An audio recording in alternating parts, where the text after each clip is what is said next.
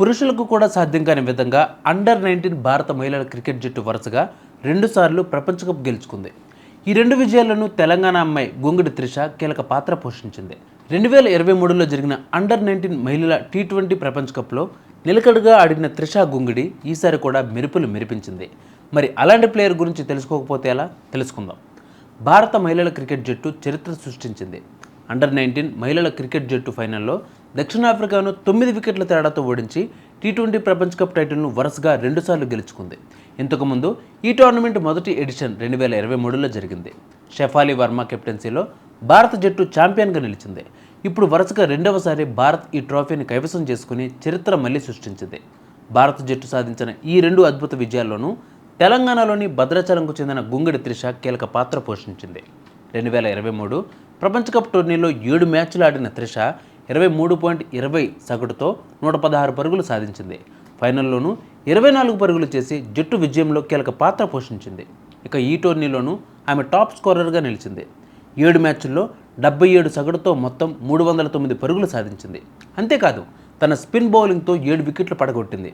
ఇక ఫైనల్ మ్యాచ్లోనూ 3 వికెట్లు పడగొట్టింది. బ్యాటింగ్లోనూ రాణించి 44 పరుగులతో నాట్అవుట్గా నిలిచింది. దీంతో player of the match, player of the series అవార్డులు ఈ తెలంగాణ అమ్మాయికే వచ్చాయి. కాగా మ్యాచ్ తర్వాత త్రిష మాట్లాడుతూ మిథాలీ రాజ్ తనకు రోల్ మోడల్ అని పేర్కొన్నారు. తనకు సహకరించిన టీం సభ్యులందరికీ ధన్యవాదాలని త్రిష పేర్కొంది. తన తండ్రికి player of the match, player of the tournament అవార్డును అంకితం చేస్తున్నా అని చెప్పగానే టీంలో వాళ్ళకే కాదు టీవీలో చూస్తున్న వారికి కూడా ఏడుపు వచ్చేసింది. కాగా భారత జట్టు విజయంతో త్రిష ఫ్యామిలీ సంబరాలు చేసుకుంటోంది. తమ బిడ్డ రాణించడమే కాకుండా భారత జట్టుకు విజయాన్ని అందించిందని ఆనందం వ్యక్తం చేస్తున్నారు.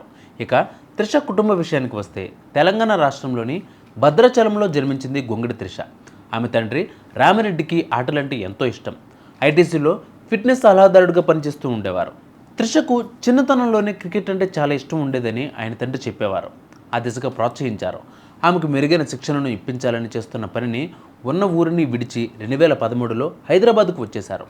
సెయింట్ జాన్స్ క్రికెట్ అకాడమీలో 7 ఏళ్లు త్రిషను చేర్చాడు. కాగా తన కుమార్తెను ఏదో ఒక స్పోర్ట్స్లో రాణించేలా ప్రోత్సహించాలని భావించిన రామిరెడ్డి తొలుత టెన్నిస్, బ్యాడ్మింటన్ లాంటి ఆటలు ఆడేలా త్రిషను ప్రోత్సహించారు. కానీ కూతురు సత్తా, ఉత్సాహం చూసి తను క్రికెట్కు బాగా సరిపోతుందని గుర్తించారు. త్రిషకు 2.5 ఏళ్ల వయసులో ప్లాస్టిక్ బాల్ బ్యాట్తో ఆయనే శిక్షణ ఇవ్వడం మొదలుపెట్టారు.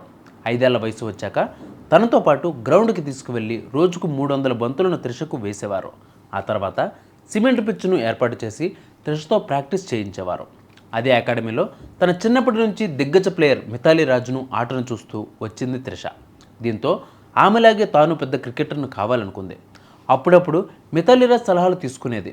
నాన్న నమ్మకాన్ని నిలబెడుతూ త్రిష ఆటపై పట్టు సాధించింది. రోజుకు 7-8 గంటల పాటు ప్రాక్టీస్ చేసేది. ఈ క్రమంలోనే 8 ఏళ్లకి అండర్-16, 12 ఏళ్లకి అండర్-19 టోర్నీల్లో ఆడింది.